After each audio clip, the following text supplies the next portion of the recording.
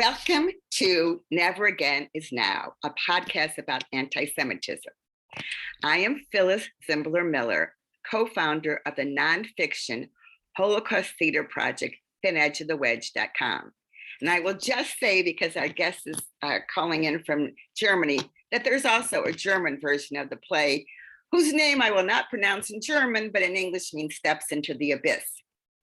I grew up in a small town in the Midwest of the United States. My grandparents came from Latvia, Russia at the turn of the last century.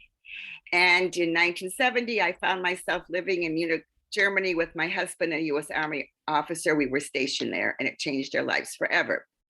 Although she's not with us today, this podcast is in partnership with Evelyn Marcus, a Dutch Jew and a daughter of Holocaust survivors. She's featured in the documentary Never Again is Now. A psychologist, she immigrated in 2006 to the US because of rising anti-Semitism in Europe. Our guest today is Rabbi Balla. He's an Hungarian-born Jew. He was appointed in June 2021 as the first Jewish chaplain in the German armed forces since World War I, where nearly 100,000 Jews fought on the German side in the conflict between 1914 and 1918. He's also community rabbi of Leipzig and the state rabbi of Saxony. And I'm so excited that we have him on the show. So here's the first question. Can you tell us about your background starting in Hungary, including that you trained as an industrial engineer in Hungary and then got rabbinical ordination in Berlin? Thank you so much for having me on your podcast. So the story is quite long. Before I go into the story, I just want to emphasize that this story is absolutely not unique. There are many, many stories like this from the former Eastern Bloc countries. So I was born in 1979.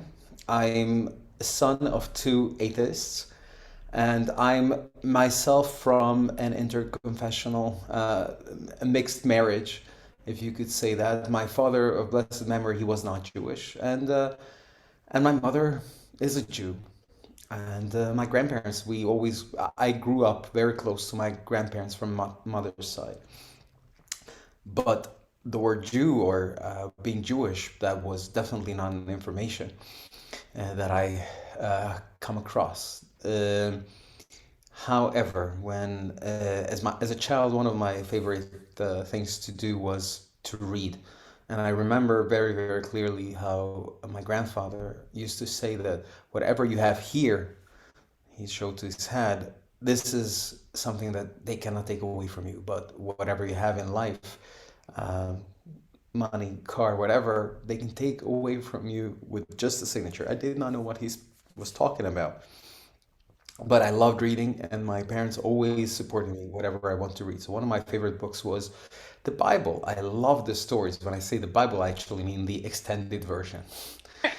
I really enjoyed all the stories. And in 1988, when the synagogues and churches slowly but surely started opening their doors again, I saw a sign in my elementary school. I was 9 years old, and in the sign it said that a Catholic church, about 3 stations from us, has Bible classes on Sundays.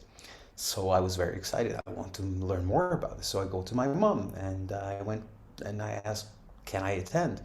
And she answered, "We need to talk."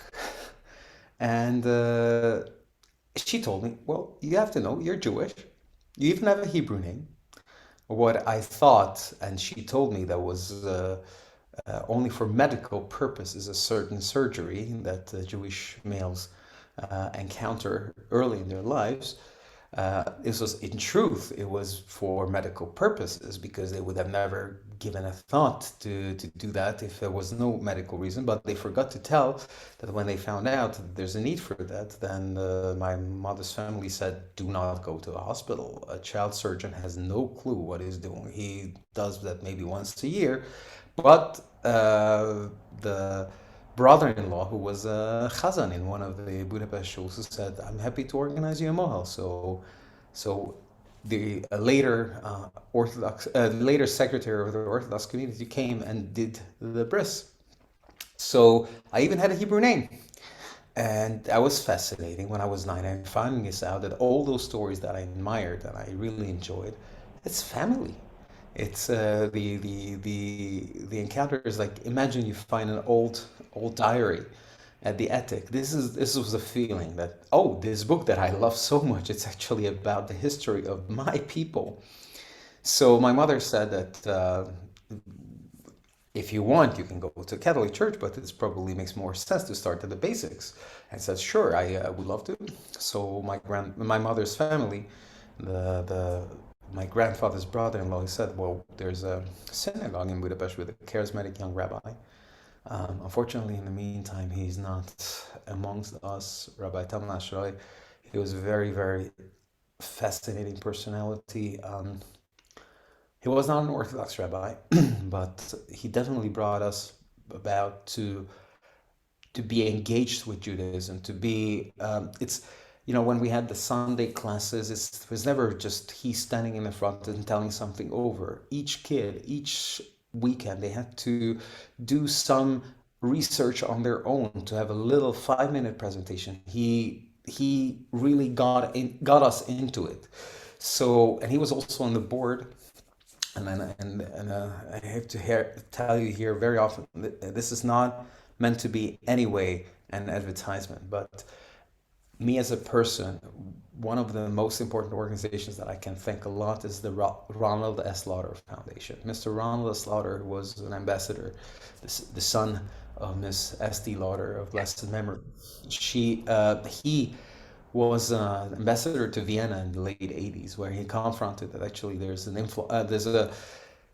a big wave of Jews coming to Europe, and when he was approached, he answered the call, and he called upon he brought into life a foundation that up until today in whole Eastern Europe engages with Jewish education. I'm eternally grateful for this work that he has been doing, and I've actually been an active either as a student or actually today even partially as a partner in the work of the Lauder Foundation for the past close to 30 years.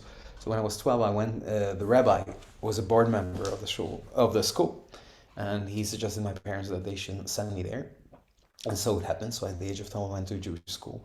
Now, the Budapest Jewish School was a secular Jewish school, and I know it sounds very, very weird, but this is what it was. It was a non-religious Jewish school where I learned and more and more about Judaism. The summer camps later on, also by the Lauder Foundation and the JDC, and the cognitive dissonance came between the age of 17 and 21 when you are confronted with the fact that there's so much to do if you are a traditional Jew and you're not doing it.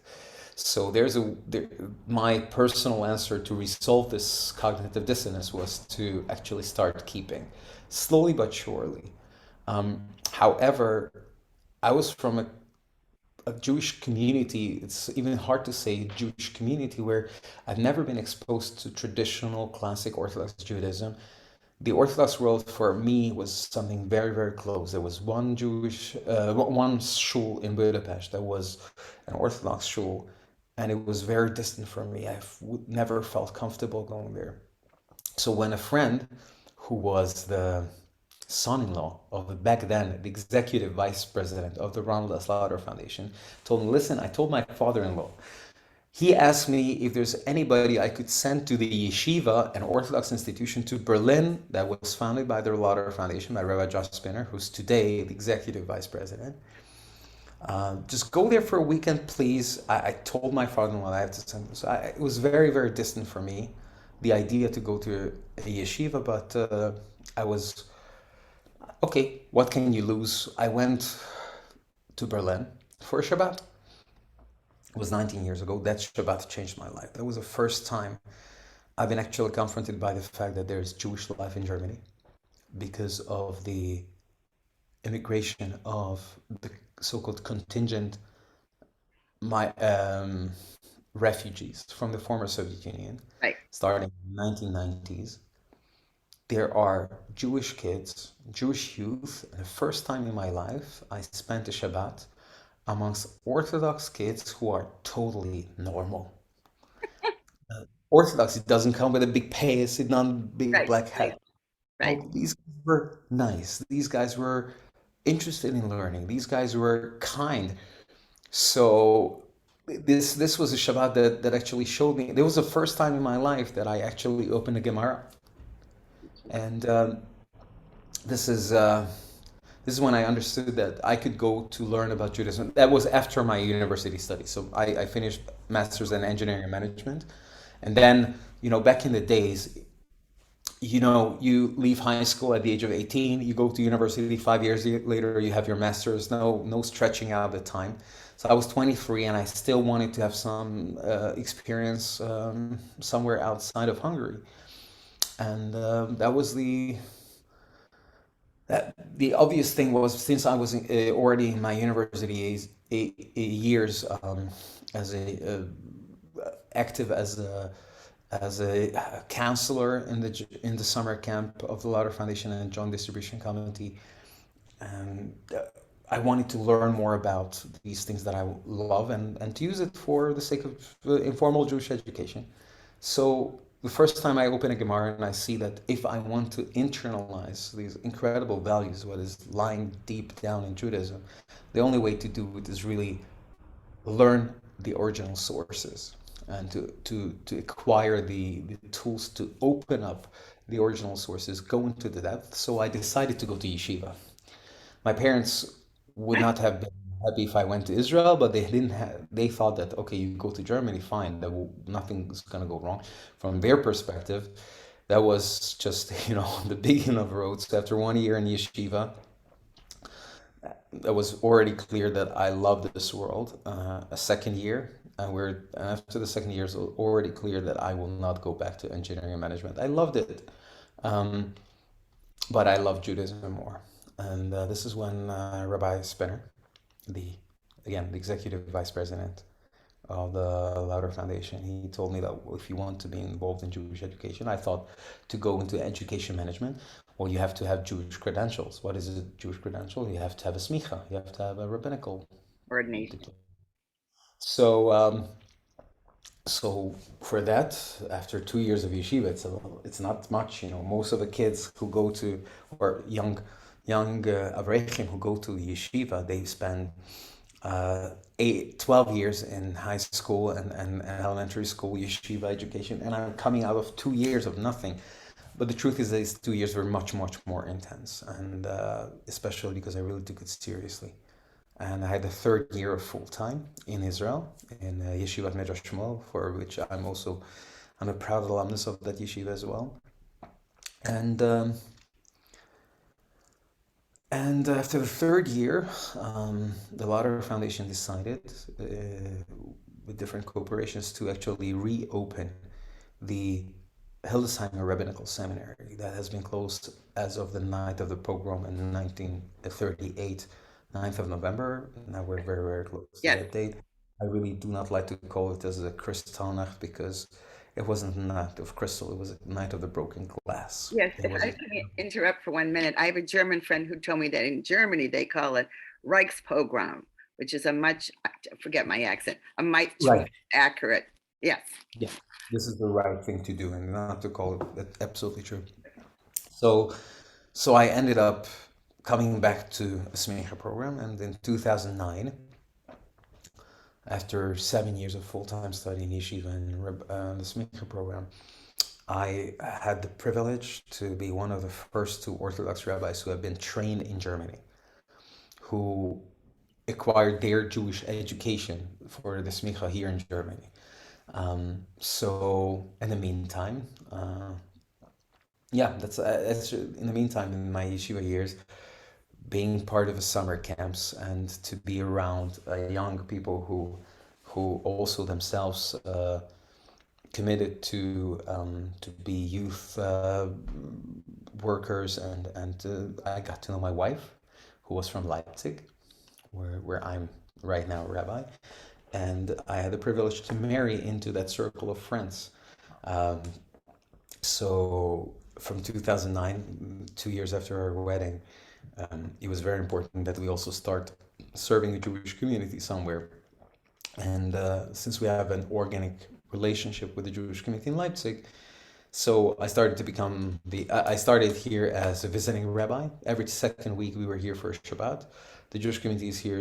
Again, it's a fascinating story how it came about, that from really yesh me'ayin, ex nihilo, this community had come back to life in the 90s through this incredible flux of the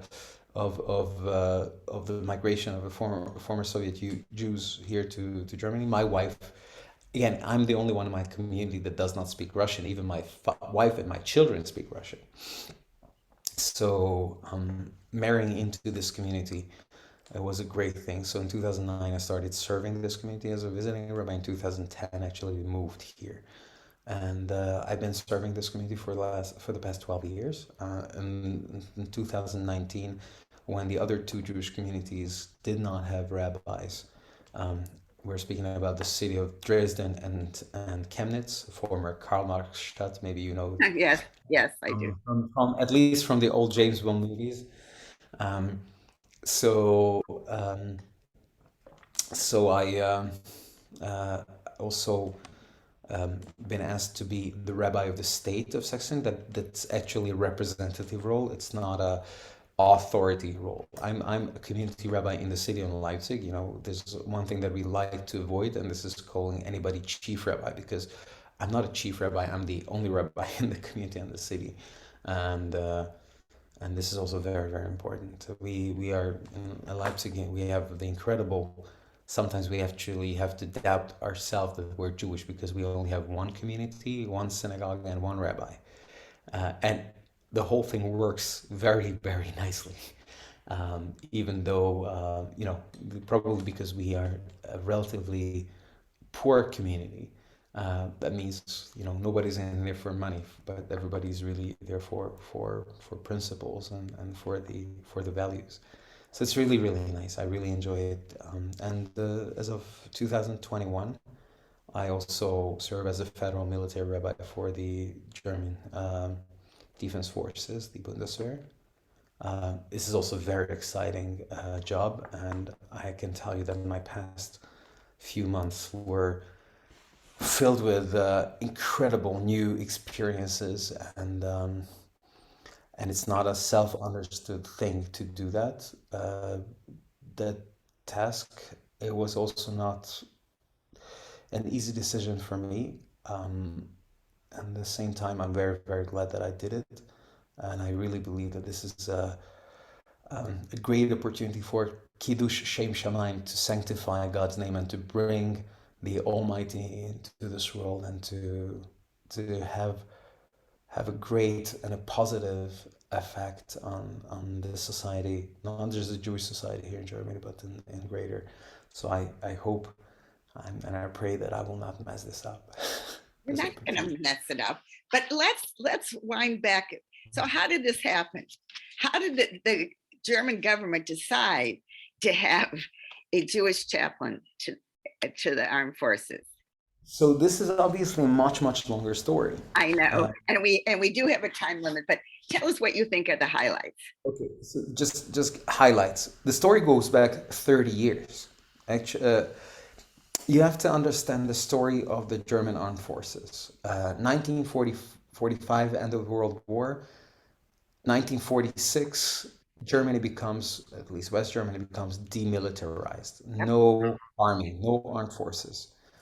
The armed forces reestablish themselves in 1955, but with a clear goal that this should not be the continuation of the army from previous years.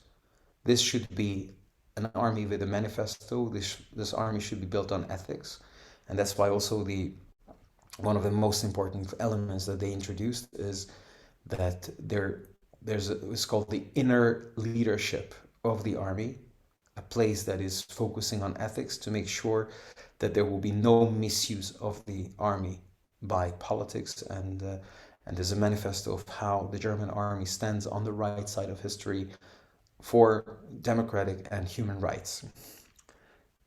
Some 10 years later, in 1965, also again the army introduces chaplaincy, but very, very differently than any other army. You know, if you go to the US Army, you will see a chaplain, you will see an X amount of stars, lieutenant colonel, colonel, rabbi, whatever. This is not the case in Germany. In Germany, any chaplain, any rabbi, I don't start with rabbi, any Clergy, priest, right? any clergy of the evangelical and the Catholic Church and the Jewish community, they are civilians. That They're is very different. civilians serving in the army. Civilians serving in the army, and the reason is that you are not part of the chain of command. You are a self-standing, you have the right to speak with every single soldier on an eye level. This is, I think, one of the most important things, and this is very, very different than any army, and exactly for the same reason that chaplaincy cannot be misused by the rest of the army. I think it's a very, very smart and very great way. However, the Jewish community, until 2011, there was actually a mandatory army service in Germany. Jews, however, 2 generations after the Shoah were exempt from serving in the army. That means, theoretically speaking, even if there would be a mandatory service today, my son would be still exempt. Why? Because my mother was born in 42. She is a survivor of the Shoah. I'm a first generation after the Shoah, and my son is a second generation. So even he would be exempt from mandatory service. So therefore, Jews did not serve even in the mandatory army. However, there were some who decided that we want to go, and they tried to fight for their rights. Today, there are approximately 180,000 people as a personnel in every way who serve in the German defense forces, and very, very few of them are Jewish because Jews were never obligated to come, and we have to understand that for historical reasons, Jews did not want to come to the army. But this is also slowly but surely changes step by step. So the Jewish community approached, we want to have Jewish chaplaincy in the army if you want us to be part.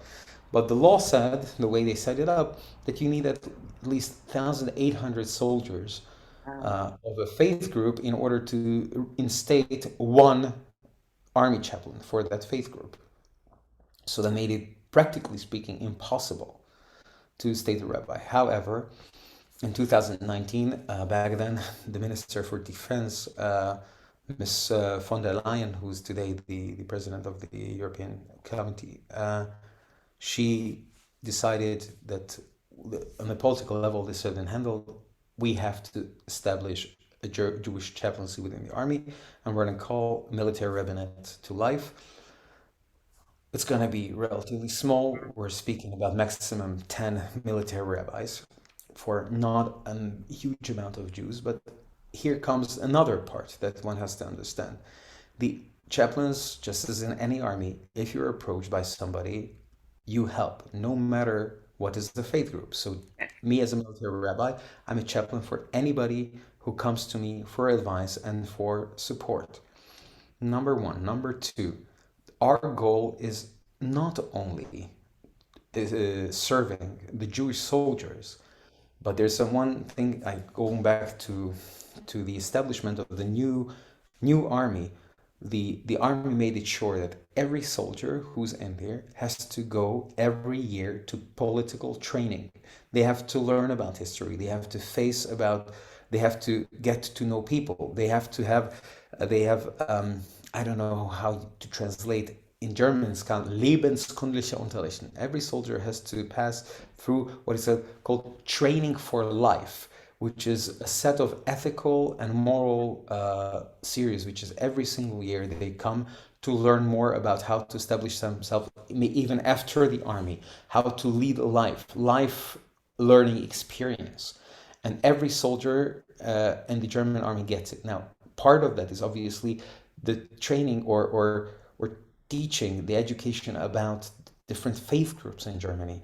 So the German Jewish chaplains will not just be there for the Jewish soldiers, but for every single soldier to be part of this active political education. And this is a very, very important point, that we're not just for the Jewish soldiers.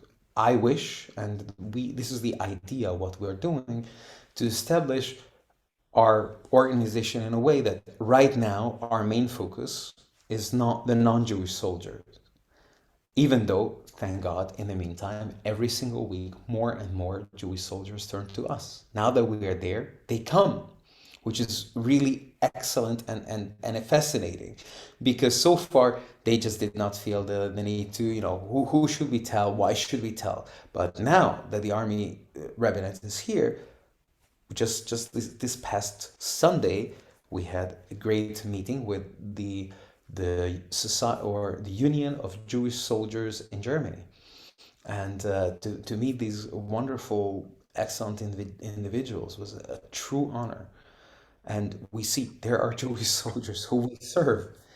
Um, so it's really, really fascinating, and I hope that throughout the next years, this emphasis will shift slowly but surely towards more and more to the Jewish soldiers. Now, 90% of our job is with the non-Jewish soldiers, and I hope that we will reach the point that the Jewish army chaplains will be dealing with 50-50%. I don't want to overshoot, but if we will be dealing 50-50% with these things, I think it's going to be a great achievement. I'm not sure if I will be still here in this position, because my tenure is for 5 years. It could be theoretically extended, but we should not have this illusion that we can do everything at once. It's much more important to take firm but small steps. And as our sages say in Pirkei Avot, Lo alecha hamelacha ligmor, it's not your responsibility to complete the job. Velo ata b'nei cholin lehibatel mimela, but you are not free from doing the work. So I have to do my part. I do not know if I will have the honor to be able to see the complete fruits of our actions, but I'm just really hoping that we're doing the right steps to the right direction. So this is just a small summary of what the German military rabbinate is about. You did a very good summary. I think I had not realized that Jews were exempt from mandatory German service, so that's very interesting. But now here's my question. German schools are required to have Holocaust education. So this yearly training in the army, is Holocaust education part of that in the army, in the military? Yes, any kind of education, not just Holocaust education, but against any kind of tendencies of becoming right, or any kind of radicalization. Now, at this point, I would like to say that I do not know how often in the U.S. Army it comes forth that there are, I don't know, groups that are tending towards the radical right. Not too often we hear about it, right? But we do hear about it in Germany. And if you're asking me, it's something that is very counterintuitive. I'm happier to be in a country where you hear about these cases than in a country where you do not hear about these cases. People who go to the armed forces, by definition, have much bigger of a disposition towards standing to, what does it mean, army discipline, radical right movements. The fact that you do not hear about this in America or in other armed forces, that should be much more alarming than actually hear about these tendencies in the German army. So that's my personal take on these matters. I know that we do not push these issues under the rug here, and we deal with it. It's a problem, it's an issue, but it's an issue everywhere. And if you do not hear about it, it's not because it's not there. So therefore, it is a problem, and the soldiers have to hear about it, but not just about anti-Semitism and Holocaust. That's not everything what it is. Every other political understanding of what does it mean radicalization, what does it mean, how does the world work, why are you serving as a soldier, why do we send you to Afghanistan, no, it's not anymore, why do you have to go to Mali, why do you have to go and join the United Nations in Jordan, and anyway, this is what they have to learn about. They have to understand what are those values they are standing up for. It's very, So that's very important. I'm yeah, not sure that the American military forces really get that message across. Certainly not when my husband was in basic officer training. And, you know, times change. yes, that's Times change. true. Times change. So we only have a few more minutes, and I want to give you last thoughts, but I did want to know, do you have any uh, strategies for what people should do about speaking up when they're confronted by an anti-Semitic statement said to them or said near them, like, or when I read last week that in Berlin, police were doing exercises on the memorial to the 6 million and filming how they were doing push-ups on the memorial stones. This is a hard question, and I'll be very honest with you. I do not have a real answer for that because I think confronting anti-Semites will never really help you. If somebody is already in a state that they develop the hate, you does not help to confront. What you're supposed to be focusing are those young people who might be exploited to these ideas. And my role as a military rabbi, and this is also most of the military, what we want is a face for Judaism. You know, a little bit over close to 3 months ago, I had the incredible opportunity to be together with Israeli and German not Jewish, German soldiers. Who the Israelis came to a joint training to Berlin and to the south of Germany. And with this group of soldiers, 65 Israeli soldiers and 35 from Germany, we went to Dachau, to the Right. form site of the concentration camp. And there we had had a tour around the place where the tour guide told us about how rigorous training the SS received to make sure that they do not look into the eyes of the of those who are convicted or who were held there, and the none of the inmates of the camp were allowed to raise their head and look into the eye of the SS. Why?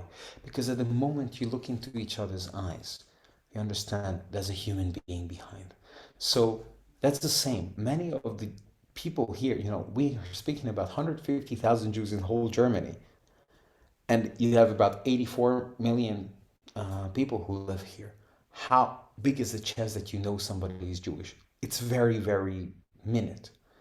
So, what is your only way? Like, if you hear about certain things, what the Jews do, the tendency is this is the way radicalization work. But at the moment, somebody says those Jews and says, oh, wait a second, I just met this guy. He's a nice guy. He talks to me. I question what you're saying. To have a face, this is what we are have to. This is what we have to focus on. And actually, this is also our job. In the past few months, had multiple meetings with different groups, different companies of the German army, and each and every time the point is, I want to be a face, a good, ideally a positive face for Jews in Germany. To say, guys, we are looking into each other's eyes.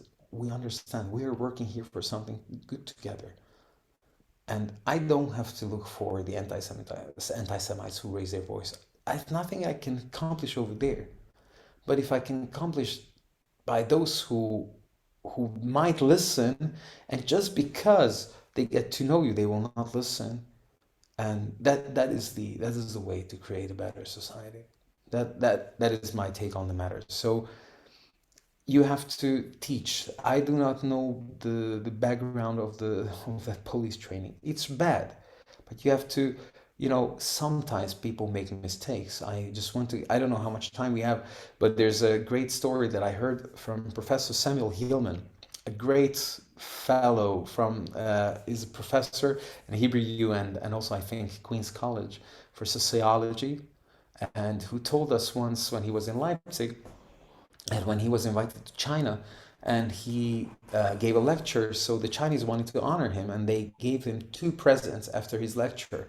One was a small leather uh, socket with some old Chinese coins saying, "We know that you Jews love money, so this is a present to you." And the other one was a leather bound edition of the Protocols of the Elders of Zion, saying, "We know you guys are great. Here, teach us how to do it." Is that anti-Semitism? Absolutely not. You have to understand the historical context. You have to understand that those people look at this part of the world with a different eye, with a different glass. So, had he not told me this, I was once confronted in my synagogue. We had a group of high school students who are actually post high school students. There's a special high school program here for kids who come from migration background to help them to do their A levels even a few years after university after high school so they could study on. And there was one young lady, I believe from Vietnamese or some Far East background. And she asked me in the synagogue when I was speaking to that group of youngsters of, "Rabbi, can you tell us how you Jews control Hollywood and the bank world?" And this was absolutely not anti-Semitic. The girl meant it like, "Please teach us. We hear so much about it. Please tell us how to do it." So had I not heard that story from Professor Hillman, I would have considered it as anti-Semitic, but it's not. It was just an opportunity. So obviously, I had to take my time. First of all, I had to realize that here's no anti-Semitism, but I have to address the issue. So I took a longer time to answer her. Like I understand where your question is coming from, but please understand that your question here in Germany and here in Europe has a different context. Let me explain why. You have to do this be'ahava with real love and with real compassion and empathy to the people who ask. So that's why you see video of this. You don't know. I can tell you there might be people who do not know what those monuments are. Yes. Those 2,711 tombstone looking things in Berlin. You say it's a memorial. What can I do over there? Is this there's nothing that is written over there. What, or maybe there are more and more. Again, you do not have to shout anti-Semitism straight away because sometimes, if you shout out wolf and the wolf is not there, later when the wolf is actually there, Yes. they were not going to listen to you. So you have to be very, very careful to use the anti-Semitism card. And you have to have more compassion and to also understand that not always something that is bad coming from a bad place. Having been to that memorial, I understand that there are people, it's just a huge, huge area of different sized stones. By And the way, I just want to tell you about it. Uh, I quote now Rabbi Spinner, Executive Vice President of the Ronald Slaughter Foundation. By the way, I think he would be an excellent uh, guest for your podcast. Just saying. oh, good. So, Give we'll give when they planned the monument, they wanted to put there 3,000 stones, but they ran out of money, so they could only install 2,711. Now, do you know what is in Judaism 2,711? This is the number of the folios in the Babylonian Talmud. no, I had no idea. Very interesting. So it's unbelievable. We just don't believe in coincidences. Right. Yes, we believe it's true. Everyone has it's 2,711. That I did And I not know. would like to have the 2,711 folios of the incredible Gemara. That's really interesting. Anyway, we are almost out of time. Are you any last words that you'd like to say to our audience before I thank you and sign off? Please allow me to be a little nasty. In front of Okay. you. I hope American Jews are listening to your podcast. Yes. I would like to ask you guys are really amazing. please open your perspective to see that there's actually a very significant part of the Jewish world, not just in the United States and Israel, but also in Europe.